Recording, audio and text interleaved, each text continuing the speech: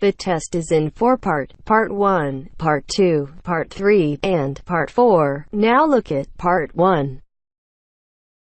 Part 1. You will hear a woman asking about membership of a society. First, you have some time to look at questions 1 to 4. Now, the test will begin. You should answer the questions as you listen, because you will not hear the recording a second time. Listen carefully and answer questions 1 to 4.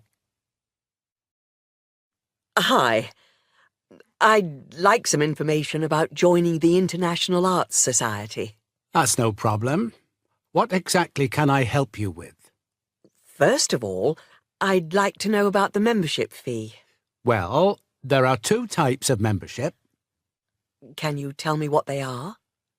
First, there is lifetime membership, which means that you can have access to all the facilities at the Society itself and all exhibitions. Plus, you can have discounts to various events at affiliated arts organisations here and abroad. And on top of that, you can use the lifetime members' room. How much is that type of membership? Well, the lifetime membership fee is £1,537. OK. It's rather a lot to pay in one go. What about the other membership? The ordinary membership, that's £193 per year. That sounds a bit more reasonable. What does that entitle you to? You can visit the Society, including the exhibitions, the library, and follow the arts programmes on weekdays during the opening times from 10 a.m. to 9 p.m. and at the weekend between 10 a.m. and 5 p.m. On Saturday, if there's a special event like a lecture or restricted showing of an exhibition, then it opens until 9 p.m. So, what is the difference between this and the lifetime membership? In the long run, you save money as you're making a one-off payment, and you have exclusive use of the lifetime members' room. OK. What arts programmes do you run? Well, the Society has a very extensive programme to cater for all tastes. There's a series of exhibition rooms for the permanent collection of paintings, watercolours and sculpture.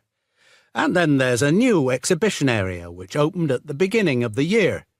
And we run a series of courses and lectures to go with the exhibitions. Can I ask about the lectures? What is scheduled for this year? The latest list is in this leaflet. Oh, yes. That looks very good. Are all the exhibitions, etc., free if I join? Yes, everything is free. That's fair enough. I think in that case I'll join. Before you hear the rest of the conversation, you have some time to look at questions 5 to 10. Now listen and answer questions 5 to 10. I just need to take your name, address and telephone number. First, your name. Margaret Rochester. I take it that's R-O-C-H-E-S-T-E-R? Yes, that's it. And the address? It's 55 Stone Avenue. OK. Avenue. And the postcode? Let's see. It's MA7 4PQ. And a daytime telephone number? Can I give you my work number? Yeah, that's fine. It's 0207 895 2220 and the extension is 6633. Can I pay by credit card? Yes, of course. Do you want to pay for the full year at one time or by monthly instalments? You pay £4 extra a month if you pay by instalments. OK. I think I'll pay by monthly instalments. Right. If you just complete this form, then we can set up the monthly payments. OK. If you just put your PIN number in the machine, I can deduct the first month's payment. Right, that's gone through. Here's your card. I now just need to take your photograph over here, and then I can put it on your membership card. OK. That's it. I'll just print out your membership card. Right, here you are. Thank you. By the way, can I bring any friends to the Society exhibitions and lectures? With the ordinary membership, we can issue a day pass once a fortnight, which allows you to bring a friend in. But you have to accompany them. Thank you.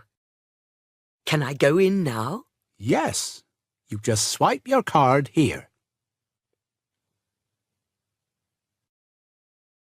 That is the end of Part 1. Now turns to Part 2. Part 2. You'll hear a tour guide talking to a group of visitors about Bestley Castle. First, you have some time to look at questions 11 to 15. Now listen carefully and answer questions 11 to 15. Welcome to Bestley Castle. It's nice to see so many of you here today. Before we go in, I'd like to tell you some information about the castle, the things to see and do, and the facilities available to you in the grounds. We'll do our best to make this a truly memorable visit. Now, the castle grounds are quite big, and we don't want you to get lost, so I'm going to give you an idea of the layout. At the moment, we are at the entrance, and immediately to our left is the Tourist Information Office. Go here if you need any questions answered. They'll be happy to help. And of course, behind the tourist office is the car park where the coach dropped you off, and it'll also pick you up from the same spot at 5 p.m. today. In front of us are the water gardens. If you stroll through, you get to the North Bridge, which is the entrance to Bestley Castle. Take your time and enjoy looking around the castle. There's a lot of history steeped in those walls. As you leave the castle via the South Bridge, you'll be greeted with the sight of roaming deer. During the day, there will be scheduled feeding opportunities where visitors can get involved. However, we do request that you do not feed the deer outside these times.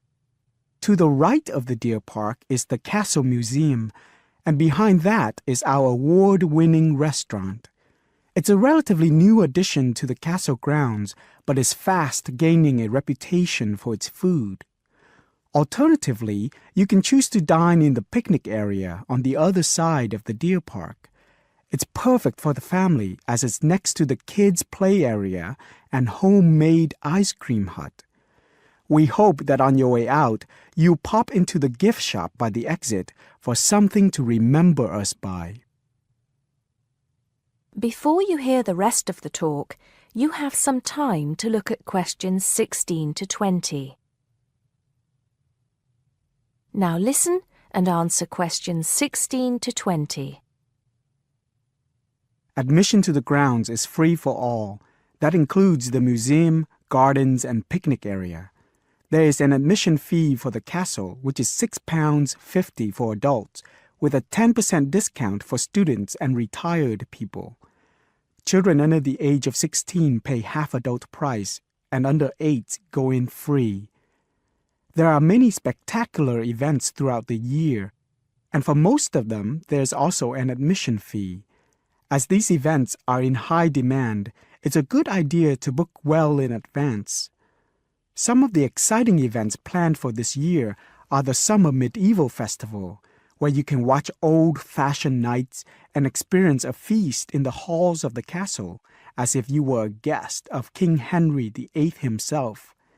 There are several concerts planned this year too, including a rock concert, at an admission price of £10 per person, and a special jazz concert, which is free to the public. I'm sure you'll agree that all tastes and ages will be satisfied. One scary but extremely popular event is the annual Haunted Castle event at the end of October, where the castle comes alive at night. Why don't you come along if you're brave enough? Another sight to see is the fantastic firework display on November 5th, and the cost of that includes refreshments. We also have a long tradition of raising money for charity. The charity event held every year on the first day of May will this year be an archery contest. Entrance is free, but donations are certainly welcome. This year, we'll be collecting money on behalf of a charity for elderly people, Age Concern. Just in case you can't remember all of that, you can pick up a leaflet showing the timetable and prices for all events from the Tourist Information Desk. You can also go online to get this information from our website. That is the end of Part 2. Now turns to Part 3. Part 3. You will hear a talk given by a lecturer to a group of civil engineering students on the reed bed system for sewage treatment. First, you have some time to look at questions 21 to 24. Now, listen carefully and answer questions 21 to 24.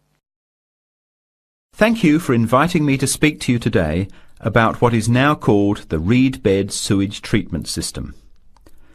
This system uses naturally occurring reeds to treat domestic and industrial waste.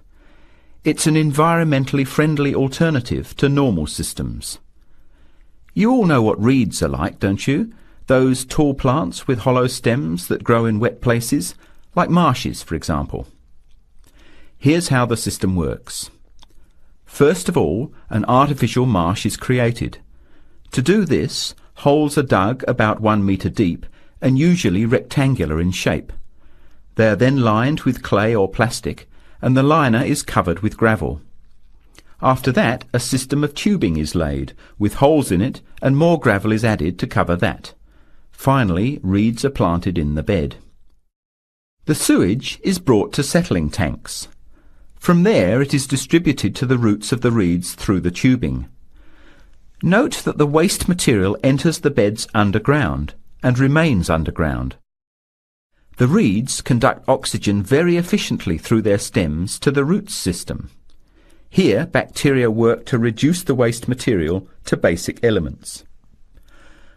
What comes out of the artificial marsh is water that has been cleaned through a natural process.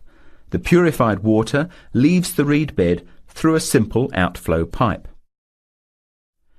The water that comes out has to be tested. Sometimes it's held in a pond until it evaporates or soaks into the ground. Sometimes, after testing, the water is discharged directly into streams and rivers. Before the talk continues, with questions from the students, Before you hear the rest of the talk, you have some time to look at questions 25 to 30. Now listen and answer questions 25 to 30. The reed bed system originated in Germany in the 1970s, and installations have been built in a number of countries throughout the world. To give you an idea of the size and appearance of a reed bed installation, an area of 3 by 5 metres approximately would be adequate for a single house. It would look like a pond overgrown with reeds. There are cities with 150,000 people in Germany whose entire sewage treatment requirements are served by reed bed installations which extend for 10 to 20 hectares. There are two wonderful environmental advantages. First of all, reed bed systems are natural composters. As time passes, high-grade soil builds up in the beds. The soil can be removed and used for agricultural purposes. Soil produced from waste containing heavy metals would of course have to be tested and the toxic material removed by chemical processes. An additional advantage is that the reed bed can function exactly as a marsh, providing a healthy natural home or habitat for waterfowl and other birds, insects, reptiles and mammals. But there are practical advantages to a reed bed system over existing sewage treatment plants as well. At all levels, the cost is lower than for normal systems. Labour costs are a fraction of the costs of a conventional system. Typically, a large-scale reed bed installation will cost 10% less than a mechanical system. They require little maintenance, and unlike mechanical systems, the efficiency of reed beds increases over time. But before we go any further, you must have some questions. Maybe this sounds too good to be true. That's exactly what I wanted to ask. If these systems have so many benefits, why aren't they more popular? Why don't we see them everywhere? As I said, the technology is now almost 40 years old. Demonstration projects of all types have been built and monitored and are slowly convincing regulators of the advantages of the system. But you have to understand that regulating authorities are by nature conservative and resist change. Typically, there's a lot of opposition to these systems by manufacturers and by everyone involved in maintaining the conventional systems. Reed bed systems require fewer staff to operate, so there would be a decline in the workforce. Therefore, unions would resist the change as well. What happens to reed beds in winter? Does the efficiency decrease? The above-ground part of the plants die back in cold weather, but the roots remain alive and active, and the system continues to work just as effectively in winter. As soon as the weather warms up, new reeds appear and grow quickly. Is there a problem with mosquitoes in these ponds? Well, they're not exactly ponds with standing water. The beds look more like a field covered with long grass. The soil is moist, but not like a swamp, so there would be no more mosquitoes than in any other field. Remember, the effluent enters the beds underground and remains underground. OK, let's get into some of the technical details now, and I'll answer questions as they come up. That is the end of Part 3. Now turns to Part 4. Part 4. First, you have some time to look at questions 31 to 40. Now, listen carefully and answer questions 31 to 40. In today's lecture on international trade, I'm going to look at the issue of protectionism. I'll start off with a definition of protectionism and then go on to look at the methods countries have used to protect their economy. Following this, I'll look at the advantages and disadvantages of protectionism when compared to free and open trade. So let's define protectionism. Protectionism at its simplest is the opposite of free trade. It is the practice of protecting domestic industries from foreign competition by using import duties or quotas. Options available to protect the economy are tariffs, embargoes, subsidies and quotas. Let's examine these in turn with some examples. Tariffs are one form of protectionism. It is a tax which is applied to imported goods, but not to home-produced goods.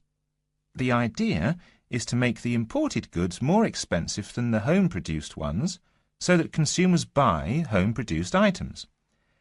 An ongoing example of protectionism via tariff is between Britain and the USA. Britain buys most of its bananas from Commonwealth countries, largely in the Caribbean. However, the USA owns banana plantations in South America. In 1999, Britain refused to buy bananas from South America, so the US government put tariffs on some British-produced goods. The most famous example was a tariff of 100% import tax on wool products from Scotland brought into the United States. The next method of protectionism is embargoes. An embargo is a complete ban on the import of certain goods. For example, following the Cuban Revolution in the 1950s, the USA banned the import of Cuban cigars. Unfortunately, Cuban cigars are the finest in the world, and there is consequently a thriving black market in Cuban cigars in the USA.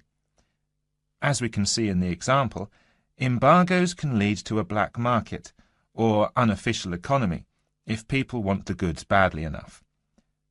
Subsidies are a way governments support industries at home with money or tax breaks in order to allow them to compete better with foreign companies. In 1994, the French government provided its national airline with a £2 billion subsidy in order to help it compete with low-cost airlines. However, subsidies can have the effect of making home producers uncompetitive and inefficient. Finally, let's look at quotas. A quota system allows a certain quantity of goods to be imported from other countries. The European Union has had quotas on textiles and clothing for decades to protect its textile industries from developing countries, especially India and China. Understandably, developing countries say that this is unfair and against the principles of free trade. Let's move on now to the arguments for and against protectionism. For trade to flourish between countries, the benefits from trade need to be equally balanced. Where a country feels that it's not getting a fair share of the trade, or that it is somehow disadvantaged, it might employ one or more of the methods of protection. There are at least 4 arguments that may be given for using protectionism. Firstly, to protect employment in the home country. The simple view is that if imports are stopped, then jobs will be saved and even created at home. Secondly, to prevent unfair competition. It is often said that developing countries have the advantage of cheap labour costs in their countries, and that they use this to undercut the price of the same goods produced in richer nations. A tariff might be applied to even out this imbalance. Thirdly, to protect new industries. A new industry, particularly one in a developing country, might not be able to compete with long-established industries elsewhere. Tariffs and quotas give new industries the chance to build up production to the point where they can compete. Fourthly, to raise money. Tariffs were once used as a way of raising revenue for the government. In modern countries, they are now seldom used for this purpose, as the damage to trade often outweighs any immediate benefits. Now for the arguments against protectionism, which are perhaps simpler to summarize. Although trade restrictions might help a country for a short period of time, their overall effect is a negative one. Restrictions affect the flow of trade, and the more countries employ restrictions, the less trade can flow.